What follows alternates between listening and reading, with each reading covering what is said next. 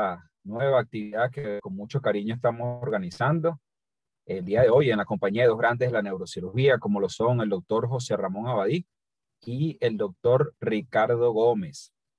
Vamos a esperar unos minuticos mientras se siguen conectando las demás personas, mientras, bueno, saludamos al doctor Ernesto Carballo, que se encuentra ya en la sala, el doctor Pedro Indriago, Ana Rangel, Luz Méndez, José Romero. Bienvenidos sean todos a esta actividad del día de hoy. Bueno, de seguro la pasaremos muy bien y aprenderemos, y por supuesto al final se dará la oportunidad para interactuar con todas las preguntas que quieran hacer a los especialistas que el día de hoy nos acompañan. Entonces, bueno, les recuerdo que en la parte inferior de la ventana de Zoom tenemos la opción de chat, donde pueden escribir sus preguntas o también pueden obtener un derecho de palabra al final de la presentación. Entonces, bueno, aquí se está incorporando el doctor Jesús Cabrera. Vamos a esperar unos 5 minuticos. Doctor José Ramón Abadí, no sé si me escucha muy bien. Tiene el micrófono silenciado. Está silenciado todavía, doctor. A ver.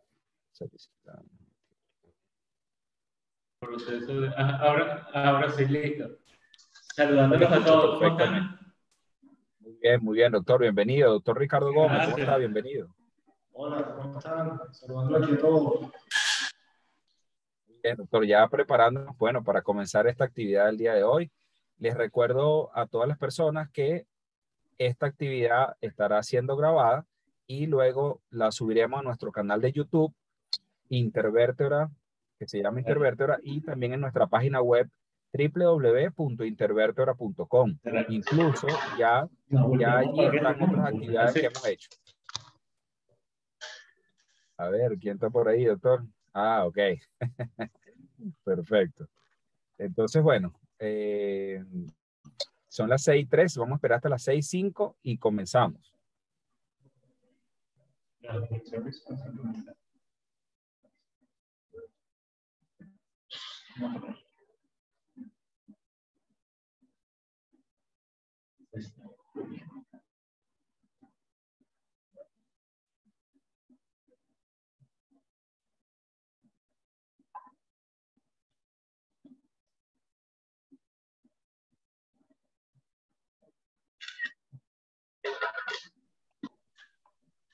Bueno, ya cuando son las 6:04 de la tarde, les presento entonces, para los que no conocen, a el doctor Ricardo Gómez, quien es neurocirujano de la Clínica del Ávila y del Centro Médico Docente de la Trinidad, aquí en la ciudad de Caracas, y el doctor José Ramón Abadí, quien es neurocirujano del Centro Médico Docente de la Trinidad, aquí en Caracas.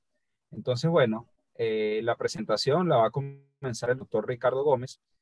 Lo invito, doctor Ricardo, a que, bueno, antes de comenzar y mientras se comparte su pantalla, muy bien, ya veo que lo está haciendo, bueno, nos dé un pequeño saludo y, bueno, luego puede comenzar su ponencia, doctor. Adelante.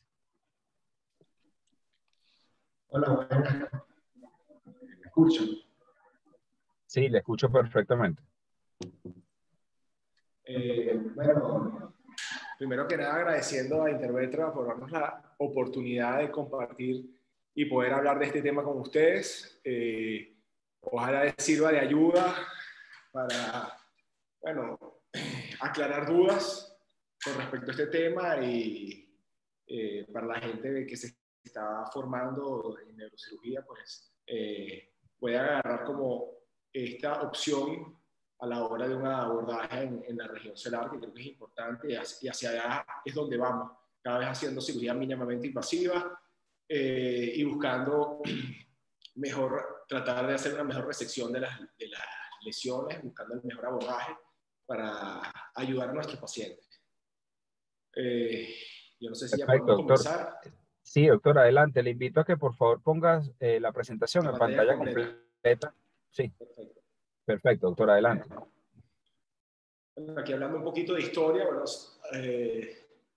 recordar, para los que no saben, la primera persona que describió el abordaje en donasal fue Hermann Schöffler, y después vino Harvey Cushing en 2 décadas después y la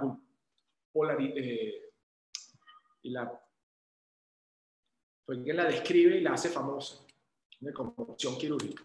Ahí está, pasa, ¿ok? Perdón un momentico. Lo pegaba. Ajá, sí. Recordar que los adenomas hipoficiarios representan el 10 al 15% de los tumores intracraneales. El 70% son lesiones funcionantes, el 30% no funcionantes. Más de la mitad son prolactinomas. Y el 25% son productores de hormonas de crecimiento. Entonces, ya va, que tengo un problema aquí con la computadora. Los que no funcionan, no secretan hormonas, pues van a ser, los síntomas va a ser por compresión. Y por lo general, la primera línea de tratamiento, la que deberíamos estar buscando hoy por hoy, es la cirugía endoscópica. ¿Okay? Recordar el origen embriológico, que tenemos una parte anterior, que viene del ectodermo oral, y la parte posterior, que es del neuroectodermo, que se unan y es la formación de estas dos, va a permitir el origen de la hipófisis como tal. La parte anterior, que es del neuroectodermo del ectodermo oral, es la que está produciendo hormonas, como el prolactinoma, la hormona de crecimiento, el ACTH, ACTH productor de folículo estimulante y leutinizante.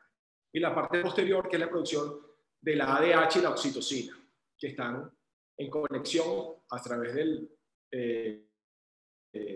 sistema nervioso por el tallo hipoficiario. Hablando un poquito de epidemiología, de la incidencia anual, habíamos hablado, se dice que hay un 25 por cada 1 millón de personas. Es la tercera causa de tumores intracraneales. Se dice que en autopsias hay 11 a 27% se pueden encontrar microadenomas. Y hay una en los afroamericanos, representa hasta un 20% de los tumores del sistema nervioso central. Podemos clasificarlos según son funcionantes o no, que producen hormonas o no, según su tamaño, microadenomas menor de 10 milímetros o macroadenomas mayor de 10 milímetros y adenomas gigantes cuando son mayores a 4 centímetros. También hay una clasificación que uno toma, sobre todo aquí en Venezuela, porque usualmente vemos lesiones grandes, sobre todo los que trabajan en hospitales, que es la de Hardy-Cushing modificada, ¿ok? Y también está la clasificación de NOPS, que es usualmente la que podemos ver que utilizan más afuera, y realmente creo porque ellos tienen detección más precoz a la hora de este tipo de lesiones, por lo cual tienden a utilizar este tipo de clasificación. Bueno, como ustedes saben, la clínica va a depender de los tumores funcionantes, la secreción de las hormonas, como los que producen prolactina, que va a ser la galactorrea, la enfermedad de Cushing, que se ve como hipertensión, la obesidad central con la fase de luna llena, en el gigantismo y la acromegalia, que va a depender de dónde en las personas jóvenes que no tienen todavía el cartílago de crecimiento, que no se ha cerrado, vamos a ver el gigantismo, predomina el gigantismo, y a aquellos mayores que ya el cartílago de crecimiento está cerrado, va a ser la presentación de la acromegalia y la producción de hipertiroidismo primario. ¿Okay? Los no funcionantes va a depender, como no producen hormonas, pues usualmente por la compresión. ¿Okay? Los síntomas más comunes son afectaciones de la agudeza visual por compresión del nervio óptico, producción de déficit hormonal, que puede ser hipotiroidismo, insuficiencia de cortisol, amenorrea o disminución del líbido. ¿Okay? El diagnóstico, aquí recordando, siempre pensar en la parte clínica, pensar en el panel hormonal, que es importante, ver el nivel de prolactina, pedir ACTH, cortisol en orina o en saliva, los niveles de tiroides, TSH, T3 y T4, hormona de crecimiento y factor de producción de insulina. Y los diagnósticos imagenológicos que son importantes a la hora de planificación quirúrgica, pues la resonancia magnética, que nos va a evidenciar la lesión, la tomografía, que es sumamente importante porque nos va a complementar la resonancia magnética para permitir, si vamos a hacer un abordaje endoscópico, pues ver los límites óseos que vamos a tener. Y muchos utilizamos tomografías con contraste para ver la parte vascularizada, y saber cómo están las carótidas con respecto a la glándula donde vamos a abordar. Aquí, bueno, una foto de una resonancia magnética, un macroadenoma funcionante, ¿ok?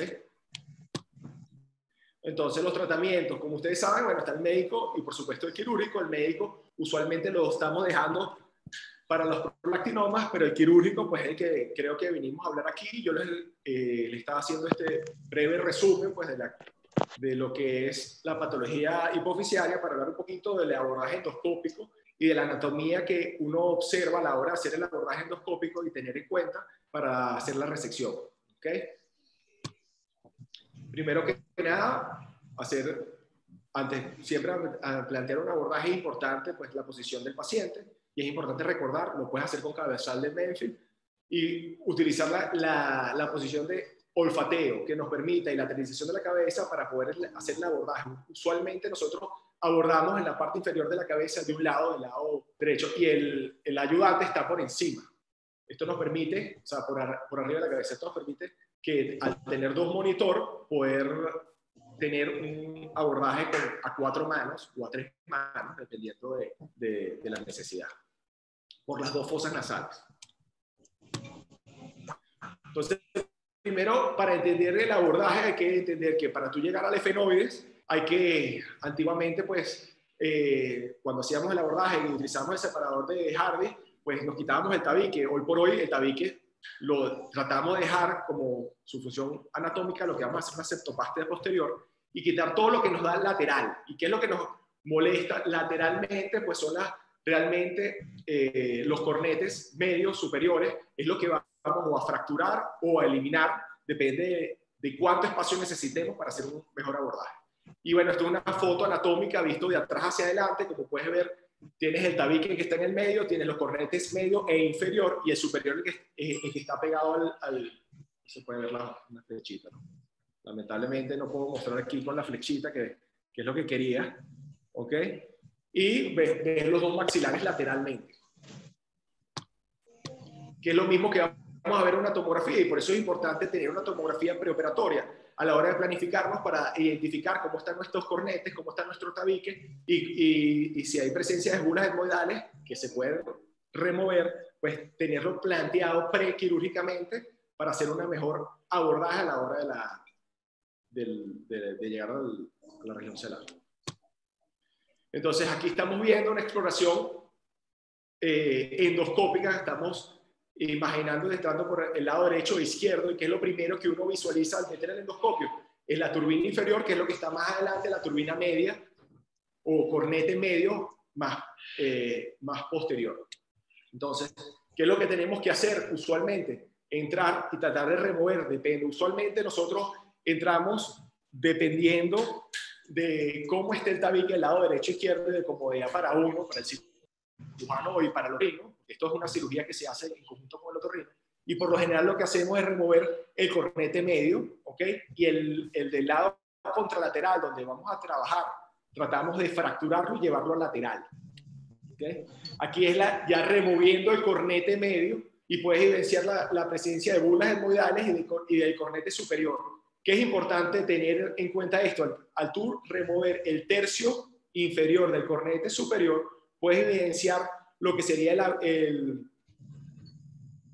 ostium efenoidal, ¿okay? Que es nuestro límite o el punto de entrada al efenoides. Ese mismo, y al mismo tiempo nos permite ya delimitar, ¿okay? Porque cuando estás planteando esta cirugía, ¿cómo vas a cerrar de una vez? ¿Okay? Entonces, ¿qué planteamos nosotros? Como estás viendo en este lado, estás viendo una fosa nasal del lado izquierdo del paciente, ¿ok? Lo que tenemos a la izquierda, viendo el monitor, sería el septum. Hacia arriba tenemos el ostium efenoidal, hacia abajo tenemos la coana, donde está el lápiz que está marcando ahí, es el límite inferior del ostium. Entonces, queremos delimitar ahí de una vez, después que quitamos el tercio inferior del cornete superior, vemos el ostium, y delimitar cuál va a ser nuestro flap para cobertura al final de la cirugía. Entonces, usamos a 0 o 5 milímetros por debajo del ostium, ¿ok? Es nuestro límite superior, y por debajo el borde superior de la coana.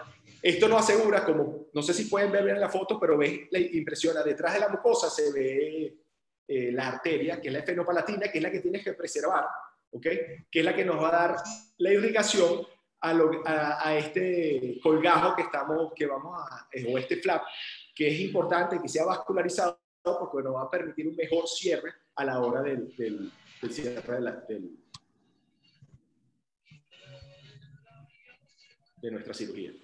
Al lado izquierdo te estoy mostrando, bueno, cuál podría hacer, ¿no? Uno puede hacer hasta un flap grande, como es el que ves en la imagen que ves a la derecha, o tú sencillamente pudieras delimitar y hacer un rescue flap, que es marcar tu límite superior, que es el que te estaba mostrando anteriormente, y de ahí descender esa mucosa para poder hacer el abordaje, para después, si necesitas hacer un rescue flap, tomar eso y salvar el pedículo, que es lo que nos interesa, para que esté vascularizado. O pudieras ampliarlo, y aquí muestro 3 fotos, cómo pudieras hacer, en rojo pudieras hacer el flap que tú pudieras delimitar, o ampliarlo por debajo de la coana inferior y hacer un flap más grande. Claro, estos flaps más grandes usualmente no, se pueden utilizar cuando el abordaje no es nada más efenodal, si estamos pensando trasplano o trasclinoideo, o sea, un abordaje más grande, pero tenerlo en cuenta que tú puedes utilizar toda esta mucosa siempre y cuando salves el pedículo, que es lo que ves en la foto que es A, viendo las arterias, que se mantenga vascularizado. Aquí, esto es una visión de un cráneo endoscópico, ¿ok? Y es algo que les quiero llamar la atención, porque la parte superior que ves como superior y a la izquierda se evidencia lo que es el ósteo, y hacia abajo hay una escotadura. Esa es la escotadura de efenopalatina. Por ahí es donde sale la arteria efenopalatina. Ese es el límite óseo que te va a permitir a ti, que tienes que salvar para evitar la lesión de ese flap, de la arteria de ese flap, y tener la vascularización de ese flap. Aquí es mostrando más o menos para que tengan una visual ya macroscópica. Este es el hueso efenoide, ves el ósteo, parte superior, y ves el orificio pterigoideo. A ese nivel sale, también se encuentra la escotadura efenopalatina, y ese es el límite que tú tienes, más o menos, para tú salvar el pedículo o el flap que vas a hacer para el final de la cirugía. Entonces, seguimos aquí, como podemos ver, aquí ya está resecado un pedazo del flap. Estamos viendo a la derecha el tabique nasal, el septum. ¿Y qué hacemos con este flap que tomamos? Lo vamos a llevar hacia la coana, hacia la orofaringe. Y siempre y cuando tener en cuenta para salvar a ese lado, evitar lesionar ese flap de rescate. Como estás viendo aquí, este es un orificio nasal del lado derecho. El tabique nasal está a la derecha, y a la izquierda vamos a tener la pared lateral. Después que resecas y haces la septoplastia posterior, tenemos lo que vas a ver evidencia en los dos ostium, la quilla efenoidal, y como puedes ver a la izquierda, esto es un abordaje de 2 manos, vas a ver el flap hacia la coana o la orofaringe. Del lado derecho, fíjate que no cortamos ese pliegue y se mantiene, y puedes evidenciar la coana del lado derecho. ¿Ok? Ya al tener esto, podemos hacer la apertura efenoidal y tienes tu anatomía clara. Muchas veces cuando abres el efenoide, puedes evidenciar varios tabiques, que eso por lo general, lo ideal es hacer drill de esos tabiques, porque la mayoría de los tabiques van hacia la carótida. Y si uno tiende a resecarlos con Harman o con Kerrison, hay alto riesgo de que pudieras hacer una lesión carotidia haciendo ese abordaje. Después del drillaje, uno empieza a observar en este cráneo, creo que no ayuda mucho en este espécimen, pero como puedes observar, tienes la impresión carotidia para hacerla a ambos lados, y la óptica. Lástima que no se las puedo. Se me está acabando la pila. Ya va, que se me está acabando la pila. Okay. Y que son los límites que uno tiene que evidenciar. Sí, ahora sí, al ver las 2 carótidas a cada lado, puedes evidenciar. No lo puedo conseguir. Estoy tratando. ¿No? ¿No? Quisiera mostrar aquí para que me entiendan. Bueno, se ve.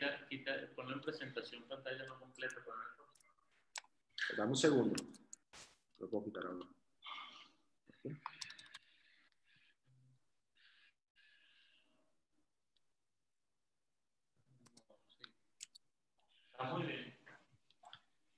Bueno, y drilar entre dos límites carotídeos que ya podemos observar ahí para exponer lo que sería y quitar el piso celar y evidenciar lo que es la hipófisis.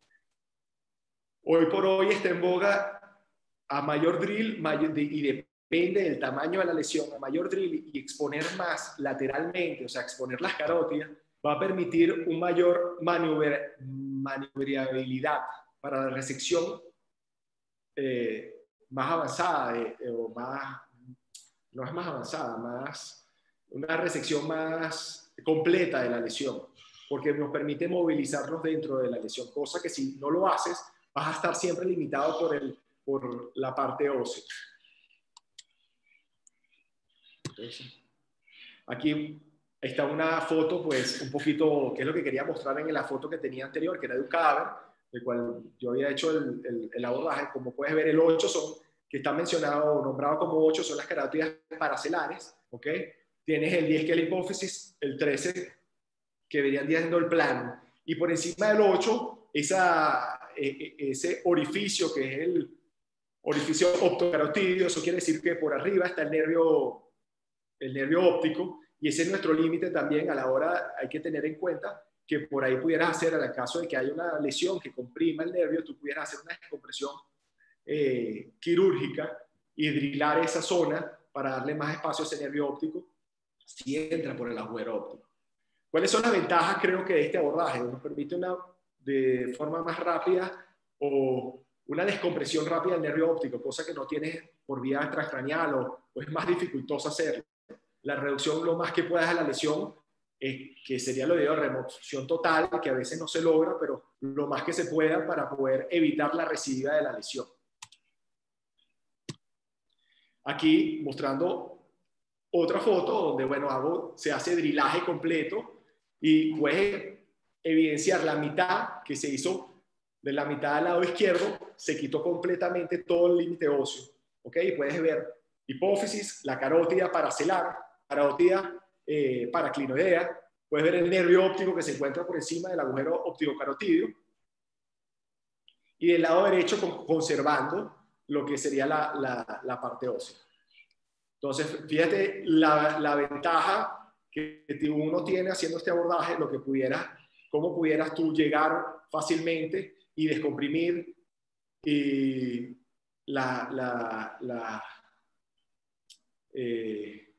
el nervio óptico por este abordaje, cosa que sencillamente por un abordaje transcranial sería más dificultoso. Otra cosa importante, como estamos hablando anteriormente, ¿cómo cubrimos después de esto? Tú haces este abordaje, ¿cómo tú tapas?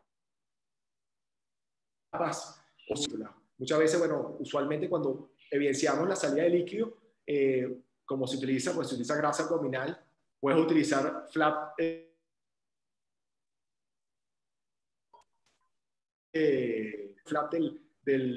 la coana, de la turbina media que se resecó previamente, agarramos la mucosa y posteriormente este flap vascularizado.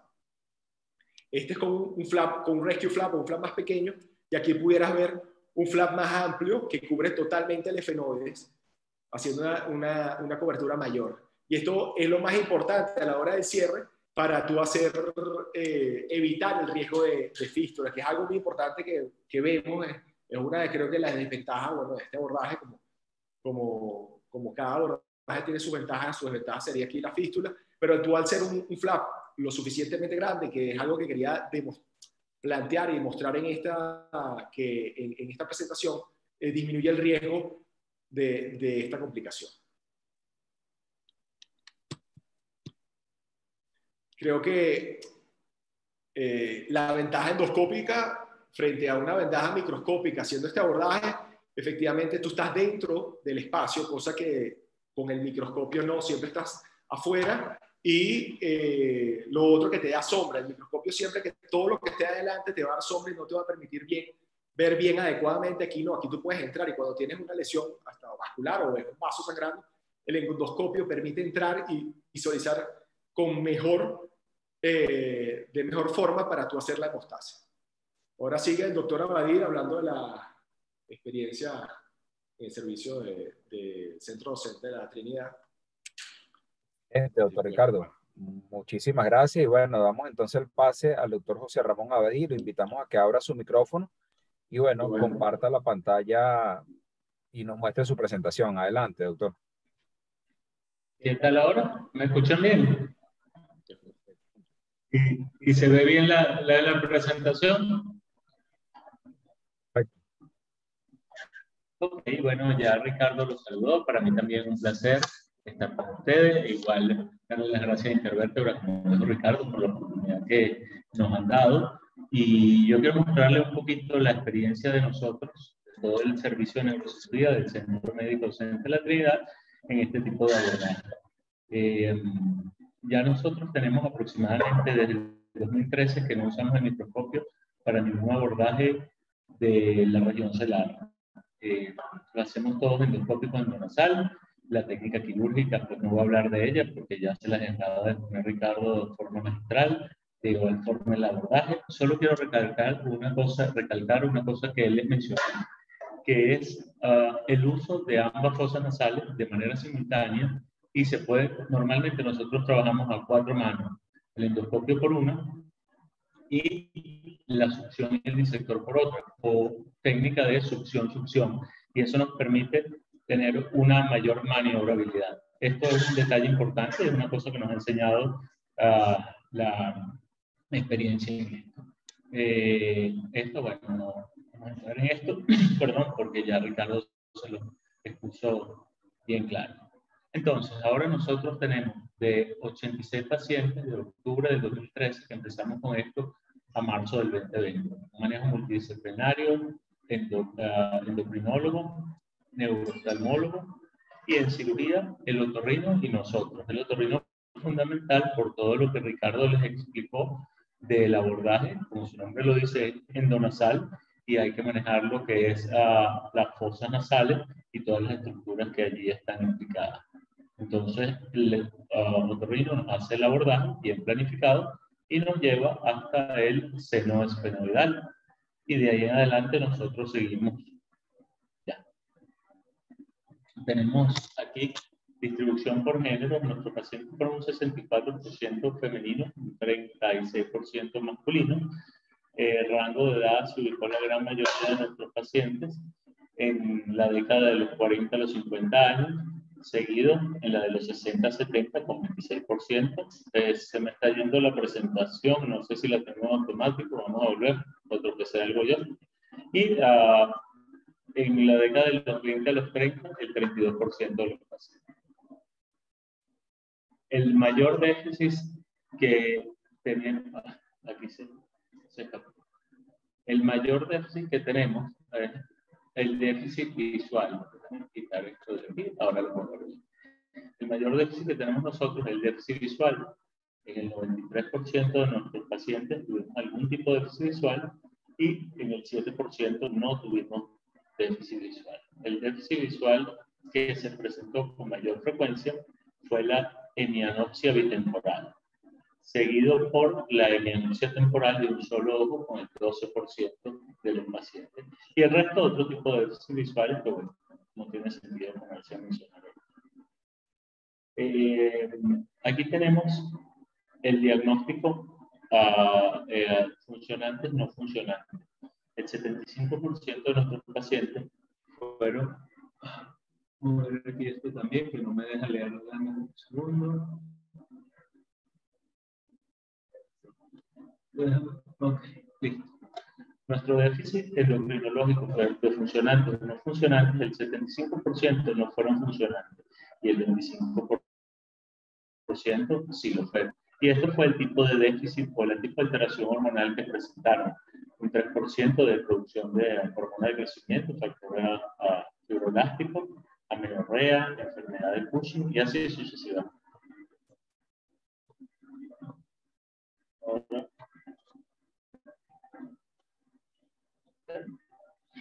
El tamaño de la lesión. La gran mayoría de nuestros pacientes se ubicó en un tamaño de 3×3. Ahí teníamos ubicado el 32% de la lesión. Y el resto de las lesiones varían entre 3.5 y entre 3.5 2.5 por 3.5, un 6%, otro 7%, 3 por 4, pero la gran mayoría eran este tamaño. Y esto lo que nos habla es que tenemos un diagnóstico tardío porque tenemos lesiones muy grandes, sobre 3 por 3 centímetros, 3 por 4 centímetros, que generalmente son intracelares.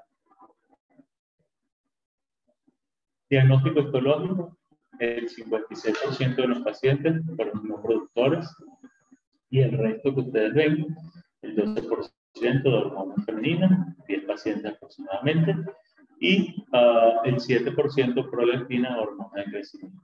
El resto, bueno, como la distribución muestra aquí. Estos de células nulas o no productores nos falta o nos ha faltado porque en Venezuela no disponemos el factor de transcripción. Es decir, son de células nulas porque la histología y la inmunohistoquímica si no los dice, pero nos falta el factor de transcripción para saber si ciertamente son nulos o no nulos. Y esto es importante porque si tú logras una remoción completa en un no productor con factor de transcripción, ese paciente no va a radioterapia. El tiempo quirúrgico tiene que ver con el tamaño de la lesión y también con la curva de aprendizaje.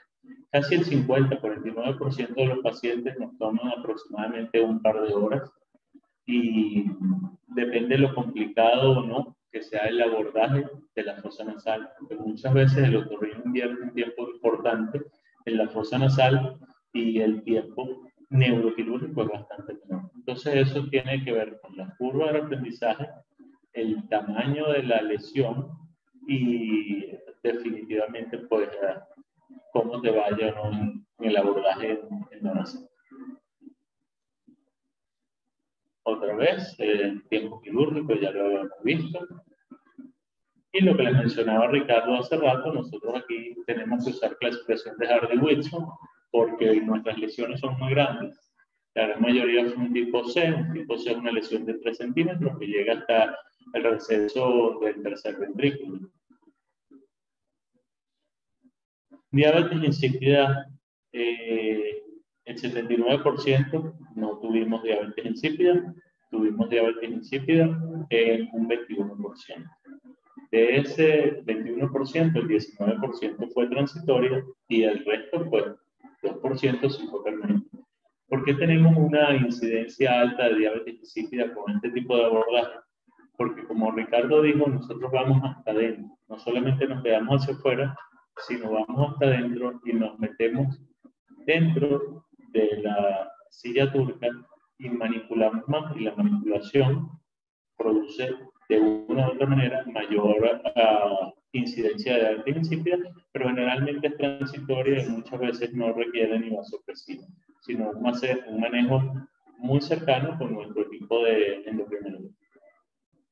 Fístulas operatorias tenemos un 12%.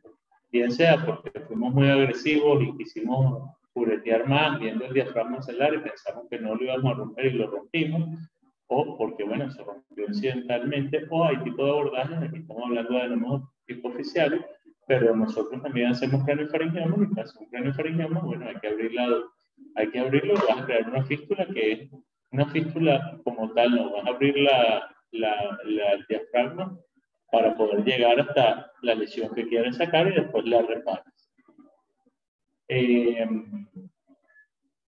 Tenemos pacientes intervenidos previamente, que es la minoría.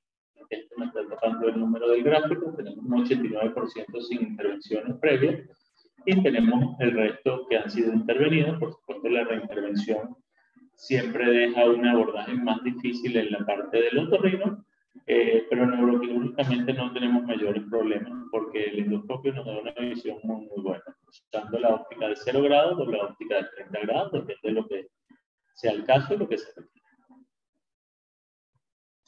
requiere. Déficit visual versus tamaño. Y esta es una correlación de, bueno, a mayor déficit visual, a mayor tamaño, perdón, mayor déficit visual. Los que son más grandes, casi 67%, presentaron mayor déficit visual.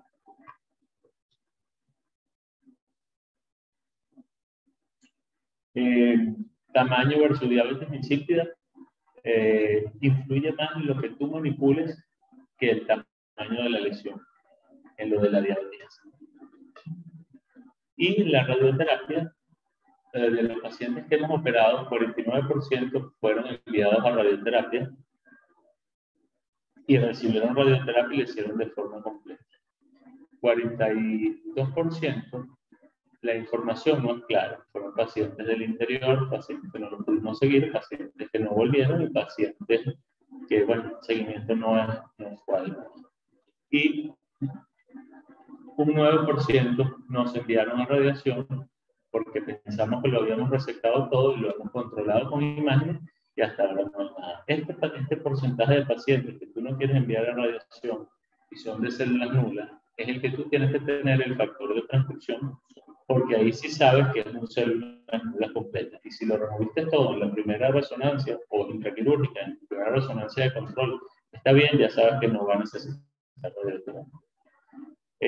Bueno, las abordajes del endoscopio endonasal versus de la transgeneracional ya es bien sabido, tienes una mejor visión, puedes estar adentro, tienes un mismo grado de lesión de estructuras endonasales, no tienes dispositivos intranasales. La diabetes insípida en uno u otro depende cómo trates la situación y no requiere fluoroscopio.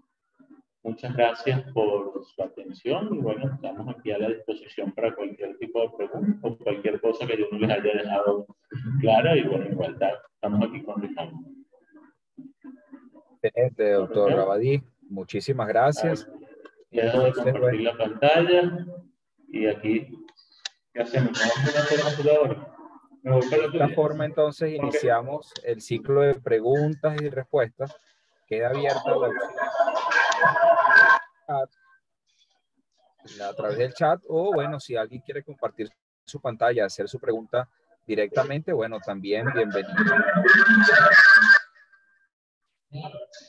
Dejó el micrófono en la otra computadora abierto.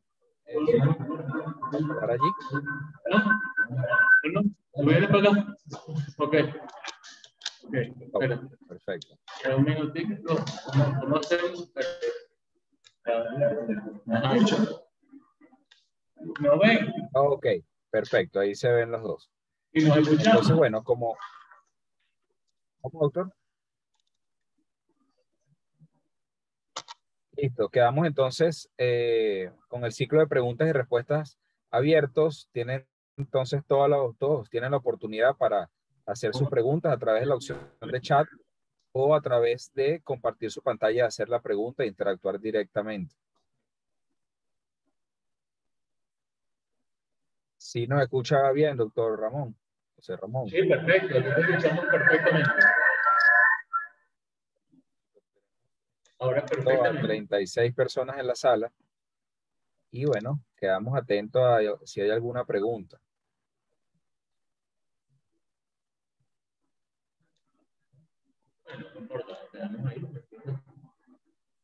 Ok, tenemos aquí el primer comentario del doctor Franco Herrera, quien nos comenta que si usualmente usan Rescue Flap o Haddad para evitar la fístula. ¿Cuál es su experiencia?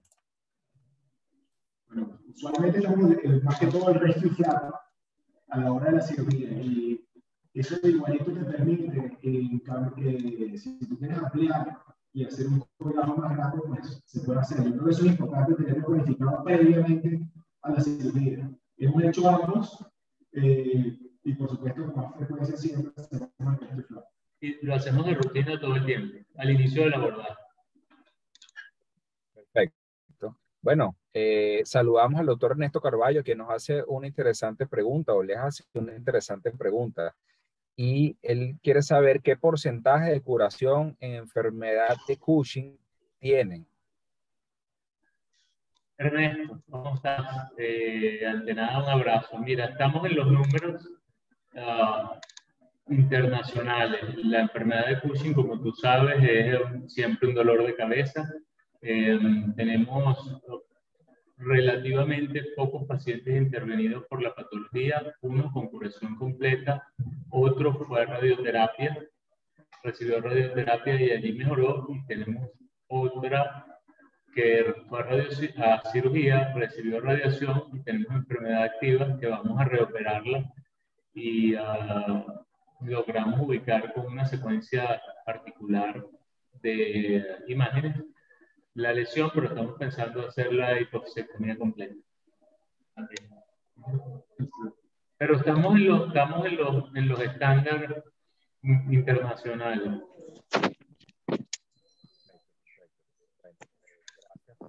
Doctor.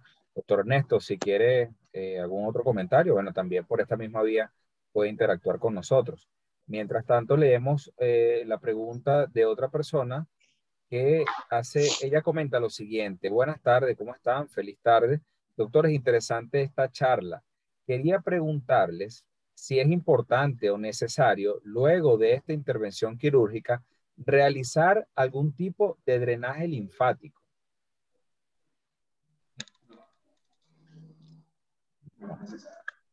Sí, ya, ahí está la respuesta. De todos modos, bueno, gracias por el comentario. Mientras nos llega otra pregunta, quiero recordarles que esta actividad está siendo grabada y bueno, va a ser subida a nuestras redes sociales, en especial el canal de YouTube Intervertebra y también en nuestra página web www.intervertebra.com. Allí van a encontrar toda esta actividad y todas las que ya hemos hecho anteriormente también para que la vean las veces que sea necesario.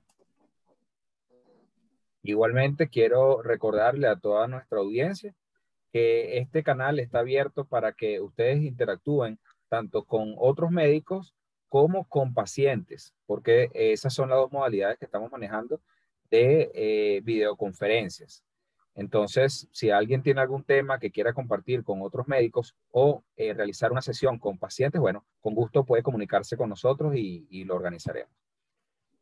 Bueno, doctor, creo que aunque todavía siguen incorporándose personas a esta conferencia, creo que el tema quedó bastante claro.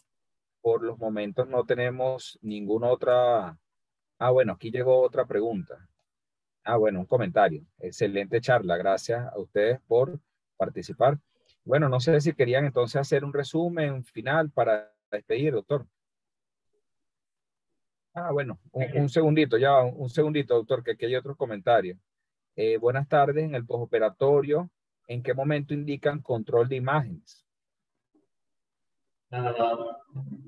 Depende. Puedes hacer un control de imágenes inmediato o puedes hacer un control de imágenes ya a las 8 semanas. Normalmente cuando tenemos una certeza de que hemos removido la lesión completa, porque el endoscopio te permite ver las estructuras anatómicas, cuando haces la remoción completa, hacemos control de imágenes a las 8 semanas para evitar los cambios postoperatorios.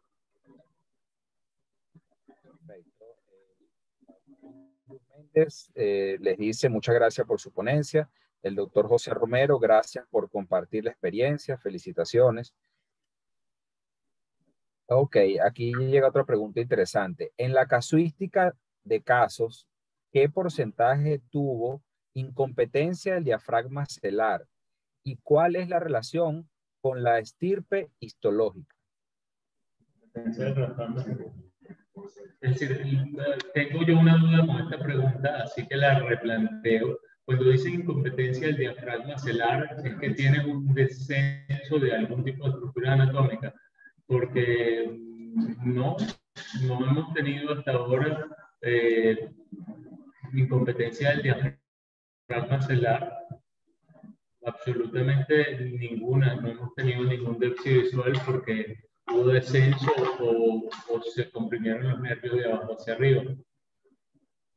Bueno, invitamos al doctor Luis Canache, quien realizó esta pregunta, si puede entonces aclarar a qué se refiere exactamente cuando dice incompetencia del diafragma celar, para, bueno, darle una respuesta un poco más acertada. Claro, porque a veces tú logras ver el diafragma y tú quieres ser más exhaustivo, y yo particularmente he roto he hecho varias fístulas accidentales siendo exhaustivo y las hemos tenido que reparar o con parche de grasa, cartílago y colgajo, pero no hemos tenido ninguna incompetencia como tal, como unos cuantos casos que he visto yo que de repente te empeora el déficit visual porque descendió el diafragma y comprimió los nervios ópticos. Aquí hasta ahora, en estos 86, no hemos tenido ninguno.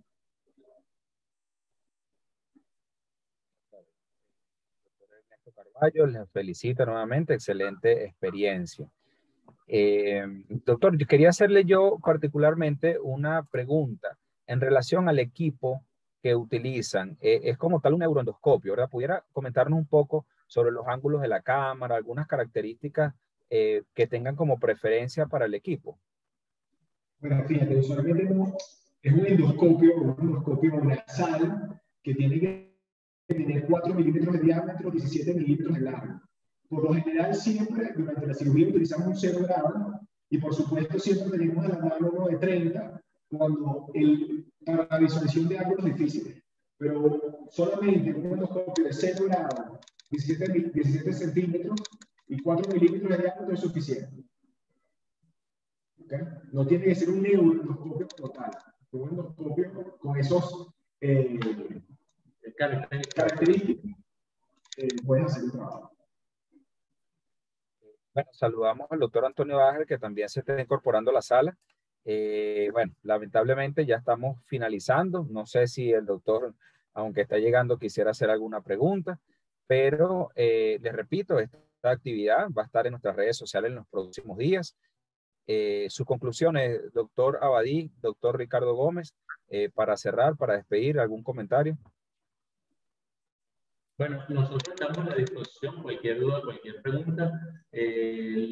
Nosotros estamos muy contentos con este tipo de abordaje porque nos permite mayor visualización, nos permite mayor remoción de la lesión. Antes con el microscopio siempre estábamos muy afuera y es un abordaje que no utiliza fluoroscopio, que tiene una visualización excelente de las estructuras anatómicas. Estamos a la orden, cualquiera de ustedes que tenga un caso y quiera venir a operarlo con nosotros, estamos abiertos a eso.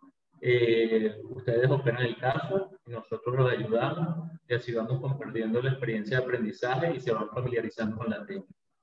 Estamos a la disposición. Interesante, seguro estoy de que a muchos les gustará la propuesta. Adelante, doctor Ricardo. Quería agradecerte por esta invitación, de verdad estamos y poder compartir esto, la experiencia del servicio y bueno, compartir el abordaje con ustedes. Y bueno, como dice el doctor, estamos a la orden para cualquier duda o pregunta y siempre a la disposición de ayudar y poder la gente que se está formando también. Excelente, doctor. Si nos regalan sus redes sociales para quienes no lo siguen, puedan también interactuar con ustedes por esa vía. La Trinidad es Neurocirugía, Centro Médico Docente de la Trinidad, el Instagram. Perfecto. Centro Médico Docente de la Trinidad, solo las iniciales. Sí. Ok, perfecto. Bueno, entonces a través de neurocirugía, CDMLT, arroba neurocirugía CDMLT, pueden comunicarse con el doctor Abadí, el doctor Ricardo Gómez, ese es el Instagram del servicio. Y bueno, por allí también pueden estar en contacto con ellos. Interesante la invitación que hace el doctor de que ustedes puedan también asistir a cirugía con ellos y por supuesto ustedes operar sus casos y contar con la experiencia. Llevan su caso y nosotros los ayudamos sin ningún problema. Ustedes siguen siendo los dueños del caso. Muy valioso esa invitación, de seguro será interesante para muchas personas. Bueno, de esta forma entonces nos despedimos cuando son las 6:50 de la tarde. Le agradecemos profundamente a ustedes haberse dedicado por este tiempo, preparar estas láminas, compartir su experiencia y su estadística. Y bueno, a todas las personas que compartieron con nosotros la noche de hoy, les recuerdo nuevamente, esta actividad estará disponible en los próximos días en nuestro canal de YouTube y en nuestra página web. Muchísimas gracias y buenas noches. Saludos. Bueno. Mira, aquí está el doctor Francisco Estrella. Ya podemos ganar aquí. Vamos a ver aquí. ¿A dónde?